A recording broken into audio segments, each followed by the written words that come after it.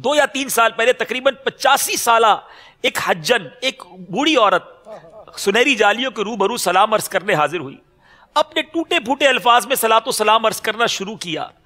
اس کی اچانک ایک عورت پر نظر پڑی، ایک خاتون پر، جو اپنی کتاب کے ساتھ بڑے القابات، بڑے عربی پروناؤنسیشن کے ساتھ، مخارج کے ساتھ، وہ القابات کے ساتھ سلام عرض کر رہی تھی۔ یہ دیکھ کر وہ ان پڑھ بڑھیا جو تھی، اس کا دل ڈوبنے لگا۔ عرض کی، یا رسول اللہ صلی اللہ علیہ وسلم، میں تو پڑھی لکھی ہوں نہیں جو اچھے اچھے الفاظ کے ساتھ سلام عرض کر سکوں، مجھے ان پڑھ کا سلام آپ کو کہاں پسند آئے گا؟ دل بھر آیا، رو دھو کر چپ ہو گئی۔ رات جب سوئی تو سوئی ہوئی قسمت انگڑائی لے کر جاگ اٹھی۔ کیا دیکھتی ہے کہ سرحانے امت کے والی سرکار عالی صلی اللہ تعالی علیہ وسلم تشریف لائے ہیں۔ لبہائے مبارکہ کو جنبش ہوئی، رحمت کے پھول جھڑنے لگے، الفاظ کچھ یوں ترتیب پائے، مایوس کیوں ہوتی ہو، ہم نے تمہارا سلام سب سے پہلے قبول فرما لیا۔ تو آپ کی جو مادری زبان ہے، جو آپ کی کیفیات ہیں، مجھے 1-2 تجربے میٹھے میٹھے اسلامی بھائیوں بڑے عجیب و غریب ہوئے ہیں، آج تک بھولا نہیں ہوں۔ میں چاہتا ہوں آج میں آپ کے ساتھ شیئر کروں۔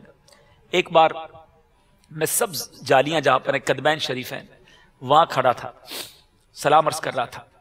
میرے پیچھے ایک زائر مدینہ عاشق رسول تھے، میں نے آج تک دیکھا نہیں ان کو، میرے پیچھے آ کر کھڑے ہو گئے۔ جب وہ سلام پیش کرنے لگے تو تھوڑا سا مجھے فیل ہوا کہ ان کی آواز زیادہ تھی، کہ یار میں اپنا سلام پیش کر رہا ہوں، وہ اپنی آواز بڑھا رہے ہیں، میری اس گفتگو میں، یعنی میرے سلام میں مجھے ایسا لگا کہ کچھ رکاوٹ ہو رہی ہے۔ لیکن جب میں نے ان کی باتوں پر غور کیا کہ وہ کس انداز سے نبی پاک علیہ الصلوۃ والسلام کی بارگاہ میں عرض کر رہے ہیں، میں اس کا ایک خلاصہ، ایک خاکہ پیش کرتا ہوں۔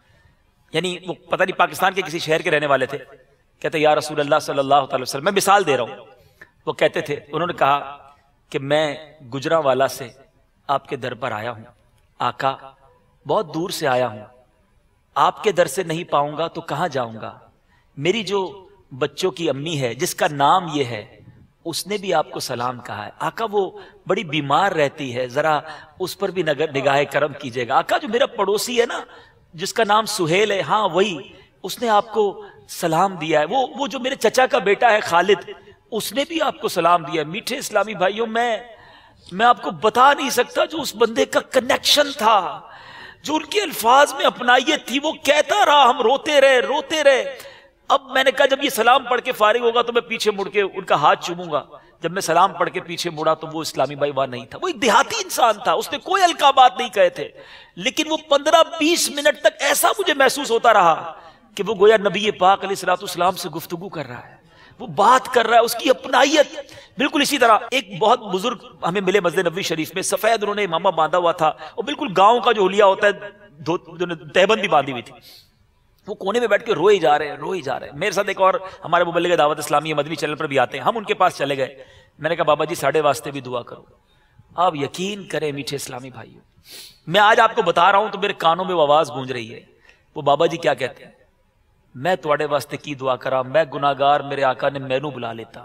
وہ یہ کہا اور وہ جو زاروں کی طرح روئے، میرے آقا نے مینوں بلا لیتا، وہ کہتے رہے، روتے رہے۔ پھر پتہ کیا کہتے ہیں، کچھ اس طرح کا، دیکھو اے مینوں کہندے نے کہ میں ایدے واسطے دعا کروں، آقا میں گناہگار، میں کی ایدے واسطے دعا کروں۔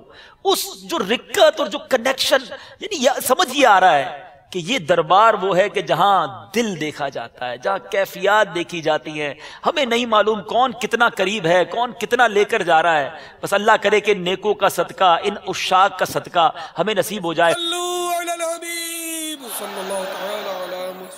مجھے اپنی اور ساری دنیا کے لوگوں کی اصلاح کی کوشش کرنی ہے۔